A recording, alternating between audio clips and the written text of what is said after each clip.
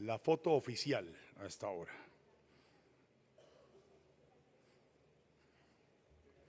Muchas gracias a los panelistas, sus importantes intervenciones, a María Alejandra por su moderación. Muchas gracias.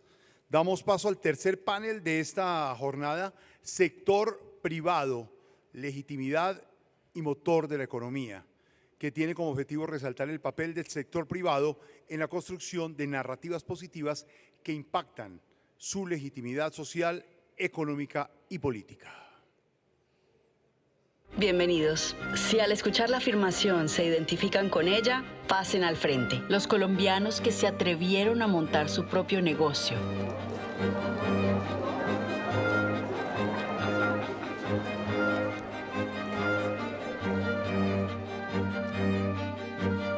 Los que han trabajado desde niños.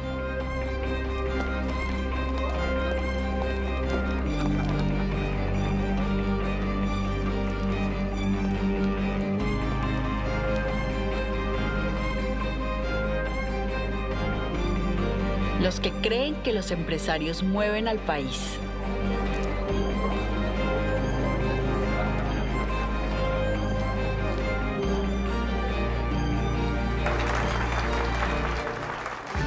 Cuando conversamos, descubrimos que tenemos muchas cosas en común. Colombia está en el corazón de la conversación. Un mensaje de Conversa Colombia y Caracol Televisión. El rol de los empresarios es fundamental para el desarrollo económico y social del país. Actúan como agentes de cambio al implementar prácticas sostenibles, fortalecer el tejido social y la estabilidad en las regiones, generando riqueza y fomentando la innovación.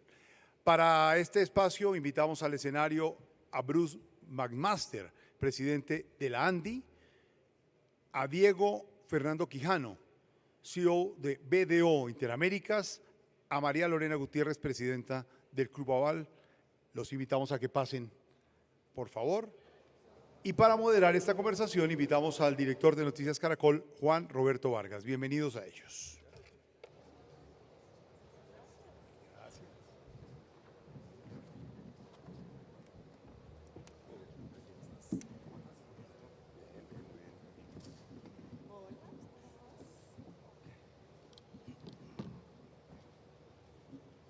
Muy buenos días a todos, muchísimas gracias a nuestros invitados.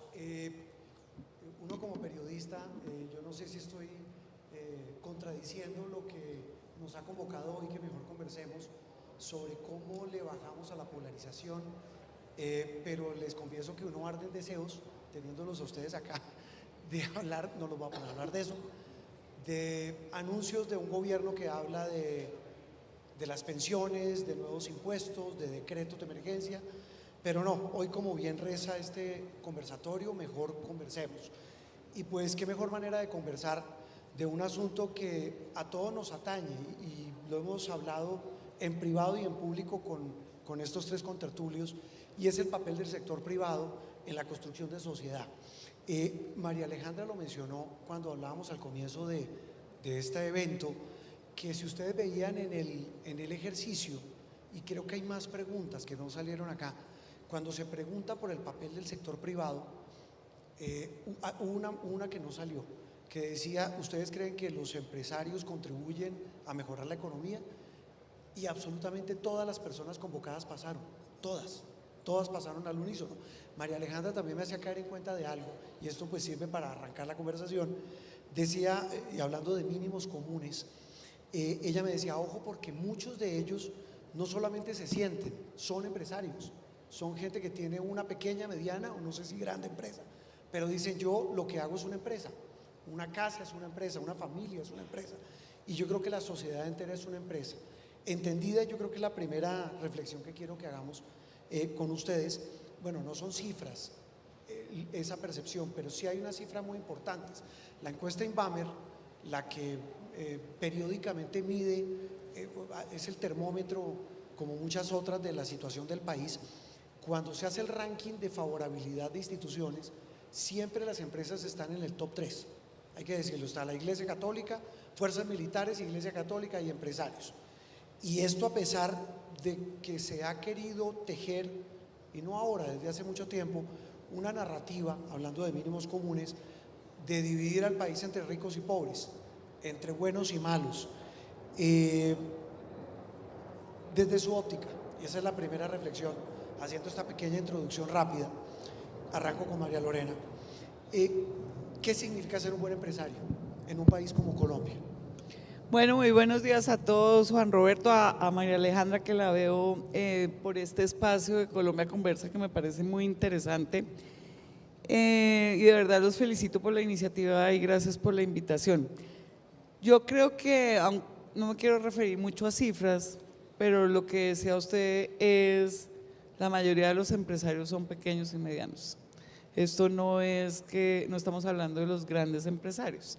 Casi del 1.8 millones de empresas que hay en el país, la mayoría, casi más del 90%, son pymes. Entonces, por eso me encanta que esta gente que salió en lo que vimos de las notas, pues la mayoría son pequeños y medianos empresarios que generan empleo, que pagan impuestos. Y creo que la polarización se va más como hacia los grandes empresarios que los llaman los ricos, que realmente no representan al empresariado colombiano.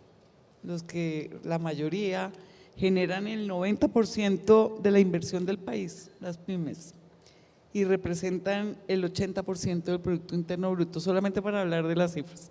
Entonces estamos hablando de que la verdad el empresariado colombiano, pymes, grandes empresarios, somos los que invertimos, generamos empleo, hacemos inversión social, ¿no?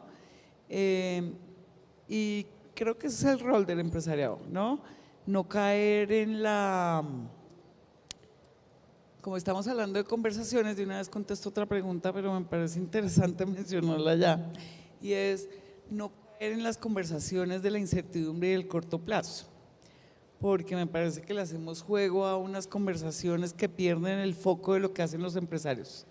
Lo que hacemos en las empresas es invertir, generar empleo, generar confianza sobre el país, pero si nos metemos en estas discusiones en las que nos meten del cortoplacismo, de los odios, pues estamos perdiendo el foco de lo que somos como empresarios. Diego Fernando, BDO fue una de las empresas que se sumó a esta iniciativa y cuando hablábamos de la misma, lo mismo cuando hablamos de Titanes Caracol, cuando hablamos de muchas iniciativas aquí en Caracol Televisión, Diego, la pregunta es esa, ¿qué es un buen empresario? Hoy en una sociedad, como bien lo dice María Lorena, donde pues hay discursos y Monseñor Henao lo decía, todo está bajo sospecha. ¿Cómo se ve ese buen empresario en una sociedad que queremos construir? Bueno, Juan Roberto, y muy buenos días a todas las personas que están acá presentes en el foro, también los que están conectados a través de las plataformas, y un agradecimiento a Caracol Televisión, a María Alejandra y a Gonzalo por esta invitación. Es muy importante apoyar este tipo de iniciativas. Sin duda ayudan a construir el contrato social que tanto los empresarios debemos promulgar. Frente a esta pregunta, Juan Roberto, yo comenzaría con un par de datos. El Foro Económico Mundial acaba de lanzar no hace más de un mes el mapa y el panorama de riesgos globales. En ese se enmarca que el cuarto riesgo más importante es el de polarización, tan solo superado por los conflictos geoeconómicos, el conflicto interarmado y los impactos climáticos. Estamos hablando que los tres primeros tienen relación con la polarización. Y cuando uno mira el mapa de la polarización, el riesgo madre es la desigualdad y la inequidad, que conlleva a otros dos riesgos, desinformación o falta de información también, y posteriormente a menoscabo de la dignidad humana y violación de derechos humanos. Es decir, estamos hablando que el tema de la polarización tiene un riesgo madre que es la desigualdad, pero que conlleva hacia otros riesgos potencialmente mucho más peligrosos. En ese sentido, un buen empresario es aquel que logra canalizar todos los esfuerzos del día a día en mitigar esas brechas de desigualdad o de igualdad que hay en este momento en la sociedad. Esto implica reconocer que hay nuevas partes interesadas en ese contrato empresarial. Antes el contrato empresarial era con sus accionistas a través de utilidades y dividendos. Hoy estamos hablando en la construcción de prosperidad social. Hoy estamos hablando que las generaciones han cambiado de una generación X o los baby boomers antes a una generación actual que son los alfa, consumidores diferentes y que tienen unas expectativas diferentes alrededor del empresariado. ¿Esto qué implica? Que nosotros como empresarios debemos conectar con estas partes interesadas, saber cuáles son sus expectativas y también saber que lo más importante hoy en día para el empresariado se traduce en reputación, reputación que se canaliza a través de acciones permanentes. Solo así nosotros como empresarios podemos generar el valor que la sociedad necesita, que la construcción del contrato social a partir del empresariado necesita y que así como tú bien lo decías, Juan Roberto, la encuesta de Inbamer muestra siempre en el top 3 a los empresarios. El estudio de Edelman del año pasado muestra que el empresariado es la institución número 1 más confiable y respetada del país, con un 67%. ¿Cómo podemos llevar a construir nuestra sociedad, a disminuir la polarización a partir de acciones diarias de nosotros como empresarios? Doctor Bruce, en la más reciente asamblea del año pasado de la ANDI, me llamó la atención que muchas de las conferencias, de las charlas, giraban en torno a eso. Casi que no se hablaba, como decía María Lorena, de números, me da pena decirlo, se hablaba de valores. En ese sentido, hoy, para ambientar esta conversación, el valor de lo que significa un buen empresario. Juan Roberto, gracias y por supuesto gracias a Caracol, a María Alejandra, a ustedes que están aquí presentes. Yo diría varias cosas. Yo diría, el concepto de empresario en un país como Colombia no es obligatoriamente igual al concepto de empresario en un país como Alemania, entre otras cosas porque en Colombia tenemos ese fenómeno de la informalidad grande, que no es solamente una informalidad laboral, sino es una informalidad también empresarial, que conduce, y lo mencionó María Lorena ahorita, que conduce a que más del 95% probablemente de las unidades productivas colombianas sean pymes, sean empresas pequeñas, y no es sorprendente entonces el resultado del panel cuando la gente se siente identificada como empresario. Creo que el panel preguntó cosas como, usted ha intentado hacer emprendimientos, usted ha fracasado en los emprendimientos. Entonces el colombiano se siente cercano, digamos, a eso, a tener que de alguna forma hacer ejercicios empresariales y ejercicios de innovación propia, digamos. También, digamos, nos encontramos con que, aunque no parezca, porque pues tenemos un entorno como el entorno más formal de una ciudad como Bogotá y demás, en realidad, dentro del peso de la economía como un todo, las grandes empresas o las empresas de mediano y gran tamaño no son tampoco tan importantes como lo son en otros países.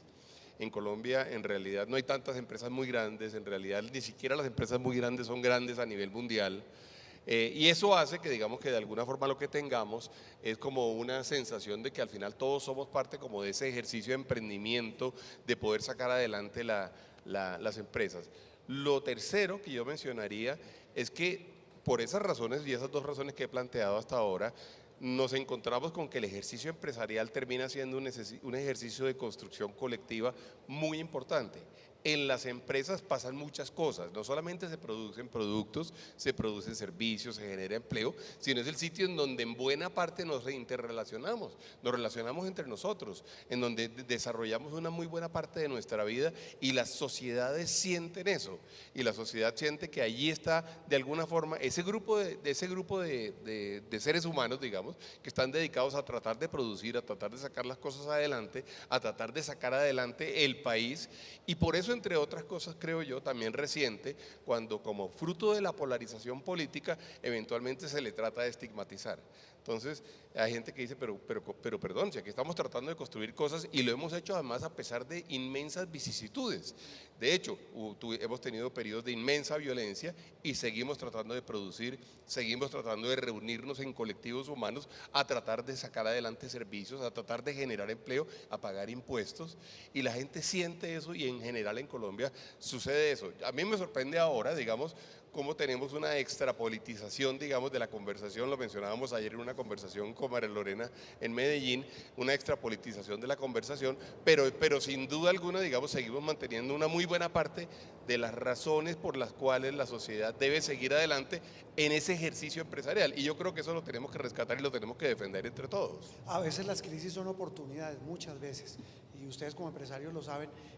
Lo mencionaba, hace poco tuve una charla con María Isabel Ulloa de ProPacífico, y pues lo que vivió el Valle, lo que vivió el Pacífico después del estallido social, realmente fue el sector privado el que se arremangó la camisa y dijo aquí hay que hacer algo para buscar salidas y conversar. Eso que mencionaba Bruce me da pie para una inquietud que la tenía más adelante, pero yo creo que es clave ahí, María Lorena, y es para los tres. Los que tenemos la bendición de un trabajo, que no somos ni emprendedores ni empresarios, somos empleados, pues vivimos en una empresa. La gente vive mucho más tiempo en la empresa, pero también en la empresa se incuban diferencias. Esos son unos micropaíses donde pues usted piensa diferente a ella, diferente a él y puede tener el puesto de trabajo al lado. ¿Cómo se tramitan esas diferencias en las empresas? ¿Cómo se convierten las empresas, imagínense el Grupo Aval, por decir, mencionar un ejemplo, en un laboratorio de construcción de conversación entre gente distinta? Lo hablábamos con Bruce ayer y hay un objetivo común, hay una estrategia, hay unos mensajes y uno valora dentro de las empresas la diversidad. Digamos, pensar diferente genera valor. Y por eso uno habla de tener en las juntas personas, mujeres, hombres de diferentes clases sociales, de diferentes regiones del país, porque cuando uno tiene un objetivo común, que es como la conversación que tenemos que tener ahora todos, no de lo que está pasando día a día o lo que se le ocurre a X o a Y personas sacar hoy, como hoy que nos dieron varias sorpresas. Yo sí creo que tenemos que conversar sobre ese objetivo común, que hablan de acuerdos nacionales y bueno, pero yo sí creo que nuestra conversación tiene que ser, y por eso en las empresas funciona, porque tenemos estrategias, tenemos indicadores, tenemos mediciones, la gente la motivamos, la cultura organizacional, entonces creo que eso es lo que hace que funcione la diversidad, pensar distinto, no atacarnos, no odiarnos dentro del círculo empresarial, que no pasa así en el país. Que mucha gente dice, se está volviendo una frase de cajón, que ojalá el país se manejara como una empresa. Dicen, oiga, buenísimo, incluso muchos dicen en campaña, oiga, en lugar del charlatán, ¿por qué no escogemos al gerente? Muchas personas dicen, porque eso hace parte de esa dinámica, la empresa como laboratorio para resolver esas diferencias. Esa pregunta es muy importante, Juan Roberto, porque nos debe llevar también a visualizar que la divergencia es construcción para futuro. Hoy estamos hablando de transformación digital, de innovación, y todas esas ideas surgen a partir de un pensamiento disruptivo, de divergencia. Tenemos que ir en pro de acabar esa falsa dicotomía de divergencia versus convergencia o incluso divergencia versus unanimidad, como lo decía ahorita María Lorena, en las juntas y demás. ¿Qué implica esto? Valorar al prójimo en la empresa con las ideas que está aportando. Bien, les quiero compartir un dato. MIT en el año 2023 en Estados Unidos saca un estudio de varias empresas a nivel mundial en donde establece que la polarización no necesariamente es irracional o emocional o ideológica. ¿Esto qué significa? Que estamos hablando que la polarización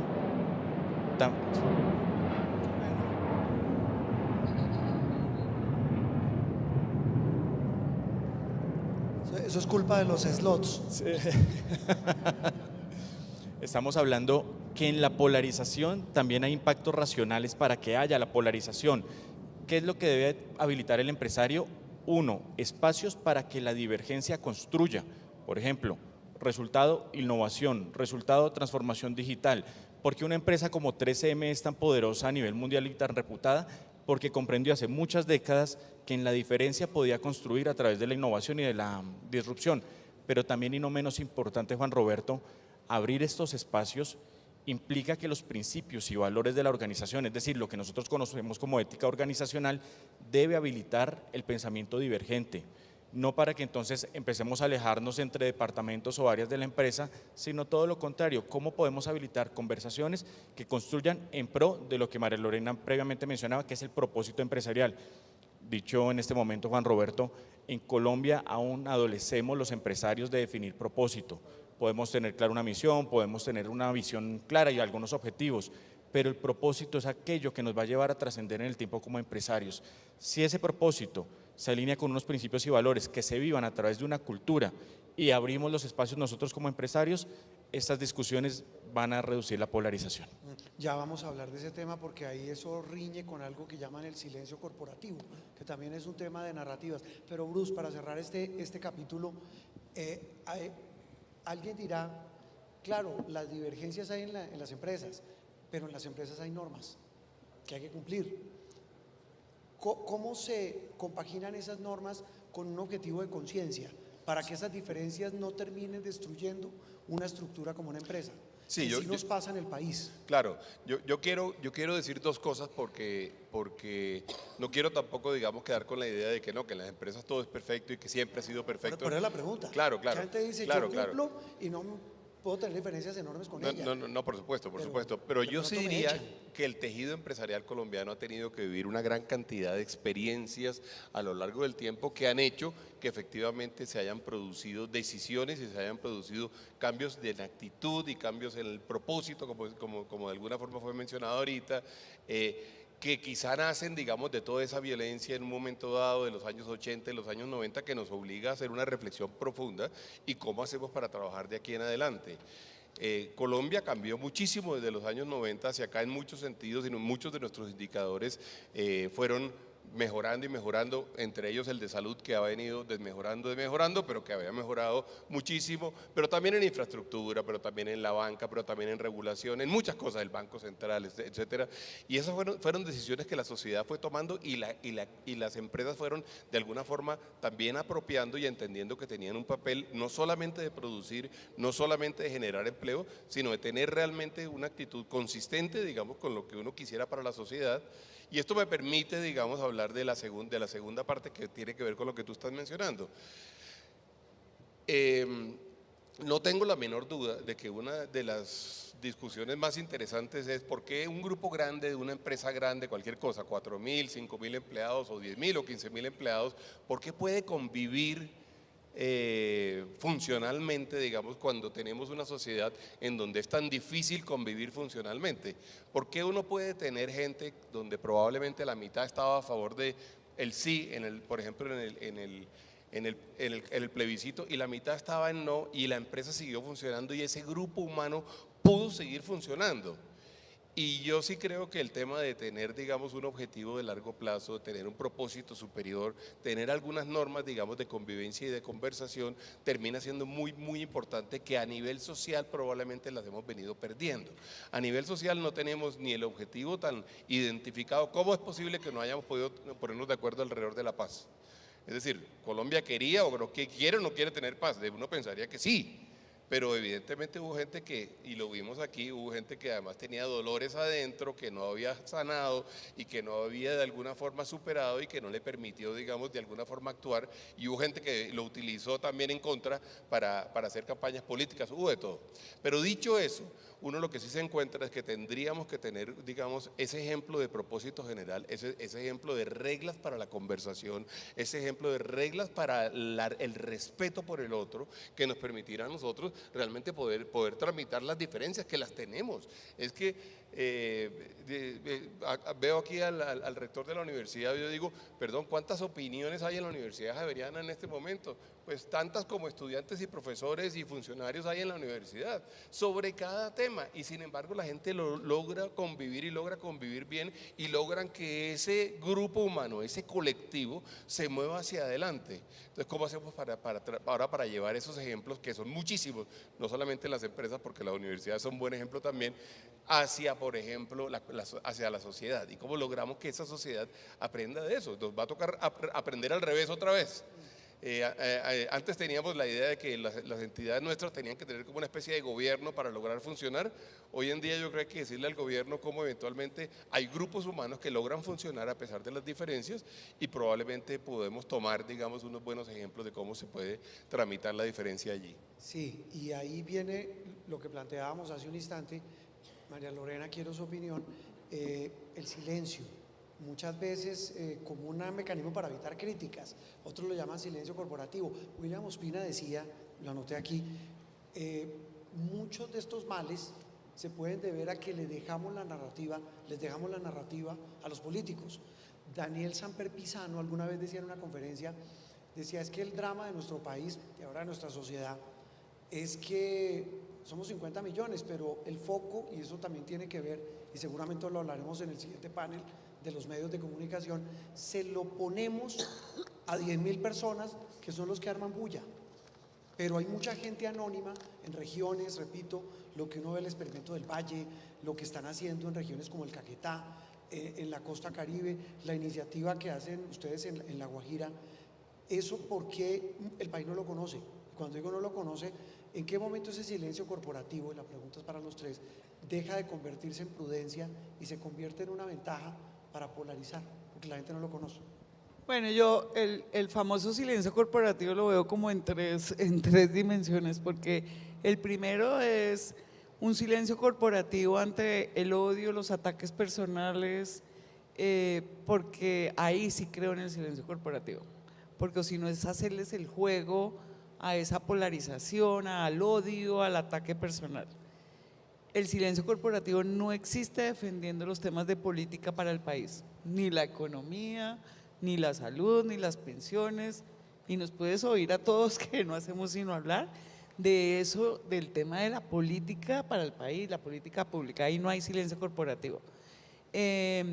Y tampoco hay silencio corporativo cuando hacen daño en el tema de la reputación corporativa, cuando toca salir a defenderse con argumentos. Entonces, yo sí creo que hay silencio corporativo en no hacerles el juego hacia el odio y a la polarización y al populismo. Ahí, y creo que hay que seguir con eso. Y eso lo uno a la segunda pregunta, y es, pues por eso son buenos populistas y políticos, porque lo que logran es cambiar la narrativa. Lo que logran es que un día estamos hablando de la salud y al otro día estamos hablando del tema electoral y hoy estamos hablando de las pensiones. Entonces realmente nos manejan la conversación. Entonces por eso es… La agenda. Entonces realmente, pues mi invitación es, pues manejemos la conversación nosotros. ¿No? Porque sí, por eso son políticos y son buenos y son populistas. Pero porque logran hacer eso, entonces ya eso es como cuando uno es consciente de un problema, pues ataquémoslo, ¿no? Seamos conscientes de que nos están manejando la conversación. Me decía ayer un candidato presidencial de los que no marcan en las encuestas y nos decía en el noticiero, primero los que proponemos gerencia somos bichos raros y segundo, el asunto clave es que estas personas que manejan, como dice la agenda María Lorena, y lo ponía con un ejemplo, oiga, ¿qué hacemos con la señora que se murió en Cúcuta esperando en una fila? Espérate, pienso y pongo un trino. En ese nivel estamos, Diego. Pero eso riñe, repito, con un silencio tronador de un país, y no solo los empresarios, tiene razón María Lorena, incluso hasta los mismos medios callamos muchas cosas, la sociedad calla muchas cosas y dice, ¿yo para qué cuento? ¿Para qué salgo y hablo de esto si termino metidos en un berenjenal que es la polarización? Juan Roberto, en ese sentido, si nosotros hablamos de silencio corporativo, que sea un silencio activo, es decir, para tener una conversación de escucha activa y construir, es más que bienvenido. Pero cuando estamos hablando de narrativas que van en pro de la desinformación, de odios y demás, el silencio es el enemigo. Por eso hoy más que nunca, en el espíritu corporativo y en las estrategias corporativas, la comunicación debe estar en el eje de la toma de decisiones. Pero tener mucho cuidado con algo, porque podemos inmediatamente mirar a nuestros departamentos de comunicaciones, a decir, bueno, comuniquemos, hablemos, conectémonos con la sociedad. Pero esa comunicación debe tener un fondo, es decir, debe tener acciones. Es algo que personalmente y en medio hemos hablado como comunicación, ¿sí? Comunicar con acciones. Esas acciones tienen que ir alineadas con el propósito organizacional que previamente estábamos manifestando. Y una invitación adicional para todos los empresarios es el momento también de revisar los principios de comunicación que han regido a las empresas. ¿Por qué? Porque la forma en que nosotros hagamos la comunicación, los canales que utilicemos para comunicar van variando también en la medida que las partes interesadas y los stakeholders que mencionaba previamente van variando. Ahí va a radicar clave del éxito para lo que va a ser la comunicación empresarial. Bruce, el silencio corporativo. Sí, es muy interesante y es una pregunta que yo me hago permanentemente, tratar de entender cuál es el verdadero papel del sector empresarial en toda la discusión nacional. Y lo digo porque hemos sentido, los que estamos eventualmente en el tema empresarial, hemos sentido una presión fuerte para que seamos más activos, para que seamos más vocales, para que representemos más cosas que a veces no son solamente la empresa, sino a veces son también ciudadanos. Yo recuerdo, esta anécdota la cuento a veces, una persona que era un político muy activo, no voy a decir su nombre, un político muy activo, en un momento dado saca un trino y dice, ¿y dónde está la Andi ante la remodelación del Parque del Japón? El parque de la 11 con 88. Y pregunta eso como en términos generales, como diciendo, ¿y acaso esta no es responsabilidad de la Andi? Y es un político que fue presidente de un partido político, además, no es un político cualquiera. Se le ha venido otorgando al empresario como esa, y eso habla de otras cosas también, habla como de la falta de representatividad de los partidos políticos que de alguna forma no están, digamos, representando a nadie, o sea, en realidad no vemos, digamos, a unos partidos políticos representando unas ideas o representando un grupo grande de ciudadanos, dan unos avales, sí, pero pues no hacen mucho más que eso. Ni siquiera tienen votaciones de bancada en el Congreso con frecuencia. Esa pregunta hay que resolverla y yo digo, debemos estar listos para aceptar esa responsabilidad si es que nos toca como ciudadanos y en la sociedad hacerlo en el día de hoy, pero no deja de ser extraño, digamos, no deja de ser raro. Y yo quiero, William dijo algo que me llamó mucho la atención cuando él hablaba de cómo los políticos no pueden ser los únicos voceros de la sociedad. Otra forma de decir lo que yo lo quería decir era la política pública, lo público es tan importante como que no se lo podemos dejar solamente a los políticos. En realidad es una discusión de todos los ciudadanos, es una discusión incluyendo pues los empresarios por supuesto, pero es una cosa realmente de los ciudadanos, es una cosa de la academia. Estamos definiendo demasiadas cosas, esos decretos de ayer de los que no queremos hablar en este instante porque se nos polariza la cosa. Hágale. Pero esos decretos de ayer toman una cantidad de decisiones por una cantidad de gente sin que nos estemos dando cuenta, se nos va a disparar el costo de la deuda, el presupuesto general de la nación se va a colapsar, vamos a tener problemas, digamos, con los papeles de la nación, vamos a tener, probablemente son ilegales, y de eso tenemos que opinar, y tenemos que opinarlo, digamos, ojalá, digamos, con criterios técnicos, también con criterios ciudadanos y tratando de mantener, digamos, el nivel de la conversación. Esta discusión es una discusión donde yo creo que cada vez nos tenemos que meter más, pero yo hago el llamado para que sea no solamente una conversación de empresarios versus políticos, sino como de ciudadanos versus políticos. Porque los empresarios también tienen una tarea que es la tarea empresarial y inclusive corren riesgos de que eventualmente les manden visitas de las superintendencias, les mandan la SIC, les mandan Ministerio del Trabajo, ya hemos visto lo que ha pasado estos días y eventualmente, digamos, las retaliaciones y la capacidad, digamos, del Estado de ejercer retaliaciones sobre la actividad empresarial es muy fuerte. Y yo creo que tenemos que sobre eso, digamos, lograr unos acuerdos. Luego lo último que quiero decir es verdad, los políticos los vemos tratando de apoderarse de la narrativa para luego apoderarse del Estado. Es como el orden de las cosas. Primero se apoderan de la narrativa y luego se apoderan del Estado. Y apoderarse del Estado es apoderarse del presupuesto, es apoderarse de los puestos, es apoderarse de los nombramientos. Y no estamos viendo realmente, digamos, que tengamos en este instante como un interés del beneficio general que sea verdaderamente genuino. No lo estamos viendo, inclusive la campaña es un poco pobre en eso, la campaña no tiene casi contenido realmente. Entonces, esa es una discusión de lo más interesante, creo yo. Sí, me estaba acordando oyéndolos a los tres. Hablaba hace unos días con Gustavo Gorriti, un periodista peruano muy conocido, a propósito del 7º presidente de Perú en 10 años. Sí. Y yo le preguntaba, ¿cómo hacen para vivir en Perú? Y dice, aquí no, hay un país económico que funciona y un país político que nadie conoce. Usted sale a la calle y le pregunta, ¿quién es el presidente de Perú? La gente no tiene ni idea. Sí. Pero sí saben que hay un puerto chino, el mejor de esta parte del hemisferio, en Callao.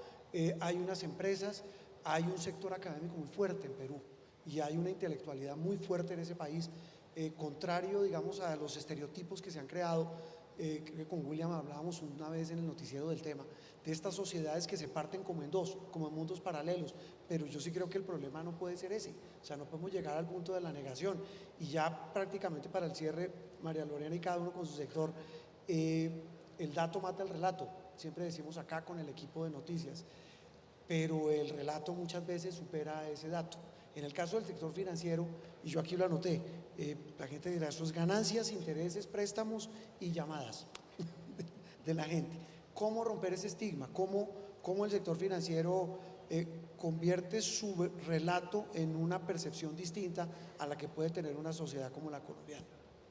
Antes de contestarle sobre el sector financiero, yo creo que lo de Perú, y lo hablábamos, es fascinante. Es fascinante. Creo que no podemos llegar a ese extremo. Fascinante y preocupante. Claro, no podemos llegar a ese extremo de que a la otra parte de la sociedad no le importa que cambien presidentes y ministros todos los días, digamos, porque creo que… Pero yo creo que ahí el sector, acá en Colombia lo que nos pasa es que nos ha tocado asumir un papel que no es nuestro, y es defender la política pública, defender un montón de cosas que debería estar en otros estamentos dentro de la institucionalidad. En Perú, digamos, usted va a una empresa grande, a un banco grande, y ellos están pensando en inversión, más empleo, no tanto en la coyuntura. Colombia sí tenemos un problema, y es que somos muy presidencialistas, que si se levantó, que si bajó, que si dijo, que si puso un trino, no, deberíamos hablar de otra cosa. O sea, es como mi llamado es que nos importa lo que haga, digamos, quiero decir, en el día a día. Nos importan los temas importantes para Colombia. Pero bueno, volviendo al sector financiero, yo creo que el sector financiero es el que impulsa la economía, porque convierte los ahorros de la gente en proyectos de desarrollo tanto individual, porque la gente compra su casa, compra su vehículo, paga la universidad con un crédito, le da oportunidades para poder desarrollarse, para poder progresar. Y lo mismo invierte en el desarrollo del país, en infraestructura, en transición energética, en el agro. Entonces, pues ese es el rol del sector financiero. ¿En qué tenemos que trabajar? Es en realmente lograr más empatía, tener una narrativa, una conversación, en pensar más en el cliente. En general es un sector que ha estado alejado, digamos, en la visión de cliente.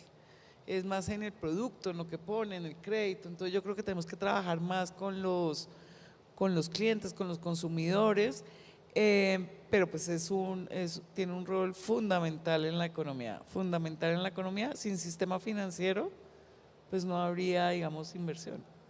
Entonces, nada, los invito a que trabajemos en la confianza, en la conversación. Y una cosa para terminar, ya que la última vez que hablamos, y pensando en algo que decía Bruce, finalmente nosotros representamos aquí sentados. Yo represento defendiendo, digamos, si lo puedo decir así, a 70.000 colaboradores, a 30.000 proveedores.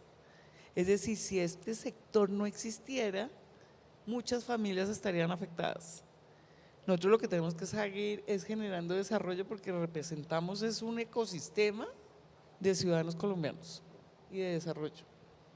Y es un tema de percepción, eso sí es importante. El dato mata el relato. Diego. Yo lo separaría en dos factores. Digamos que como firma de consultoría de servicios profesionales, nosotros hablamos con más de 1.800 empresarios en Colombia, con más de 6.000 en la región Interaméricas, digamos que es la que lidero. Y hay un fenómeno que está pasando en el mundo y que yo creo que a nuestra región aún no ha llegado, y es cooperación. ¿A qué se refiere eso? Básicamente, encontrar en el competidor fortalezas para trascender conjuntamente. Vemos ejemplos en el mundo como Ford y Toyota con los vehículos híbridos, vemos a Apple y Samsung trabajando colaborativamente. Hoy en día la inteligencia artificial sí que nos está enseñando de ese tema de encontrar en los competidores fortalezas para construir sociedad. ¿Cómo pasamos de multi a pluri? Es algo más pequeño, un paso hacia atrás. En ese sentido, ¿cómo construimos a través de equipos más pequeños de empresarios, por ejemplo, para luego con esos ejemplos replicar? Y Conversemos puede ser un gran ejemplo de… Comenzamos con algo más pequeño para que se vuelva una campaña totalmente nacional aplicable en el empresariado. Y dos, a nivel del talento que nos aporta a nosotros como firma, con bienestar, con calidad de vida y con productividad. Productividad siendo sinónimo de construcción también social. esto con una firme convicción adicional pues de seguir aportando a la sociedad en su medio ambiente, en los principios sociales, en el contrato social. Creo que ahí puede haber algo diferenciador en las firmas de servicios profesionales. Bruce, esa reflexión final, y tal vez me faltaba una omisión en esta conversación, y es que tenemos que hablar, y me incluyo, a las nuevas generaciones, es decir, la gente joven, gente que incluso muchas veces puede que no, en el caso nuestro, no consuma medios de comunicación de manera tradicional, en el caso de que vaya a un banco, ni siquiera va a un banco, ni siquiera piensa en el tema del silencio corporativo, pero esas nuevas generaciones, repito, creo que también en la asamblea hicimos un panel interesantísimo de educación, y la educación vista desde no simplemente qué nuevas carreras estudiar, sino cómo entender a estos muchachos, a estas nuevas generaciones que tienen otras expectativas que a lo mejor nosotros no entendemos. Sí, sin duda, yo creo que este siglo, digamos, si algo ha caracterizado este siglo frente a los jóvenes, es que se ha venido produciendo como un desacoplamiento en términos de la conversación y en términos de los intereses que tenemos que solucionar. Y lo tenemos que solucionar porque tenemos que solucionarlo no solamente para entenderlos, y no solamente para oírlos, sino para ponerlos a ser parte de las decisiones, digamos. Eso hay que hacerlo, y eso no es tan sencillo porque sí hemos tenido, digamos, un cambio estructural grande en términos de comunicación, en términos de qué consumen ellos, en términos de comunicación, en términos de educación, en términos de expectativas.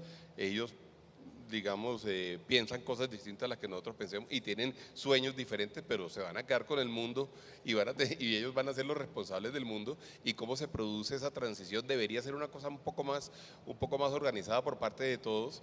Nosotros hemos hecho un esfuerzo, digamos, de involucrar cada vez más jóvenes, y tenemos una cámara especial en este momento de solo emprendedores, son 450 los que tenemos allí, que facturan un montón de cosas y aprendemos mucho de ellos, y hay que aprender de ellos, pero hay que darle voz. Ahora los estamos llevando y tienen un puesto especial en la Junta de Dirección General de la ANDI, y casi siempre nos ponen a pensar, casi siempre lo que dicen es una cosa como que, yo no había pensado eso, y nos están diciendo una cosa interesante. Yo creo que también hay que darles un toque de realidad, en el sentido de que entiendan qué es lo que le vamos a entregar y cómo se lo vamos a entregar, porque esa responsabilidad la tienen que asumir en un momento dado, más temprano que tarde. Pero esa conversación es una conversación que yo creo que es el resultado de ese desacoplamiento que tenemos que, de alguna forma, todas las generaciones actuales, digamos, tratar de cerrar lo antes posible. Es muy interesante esa reflexión.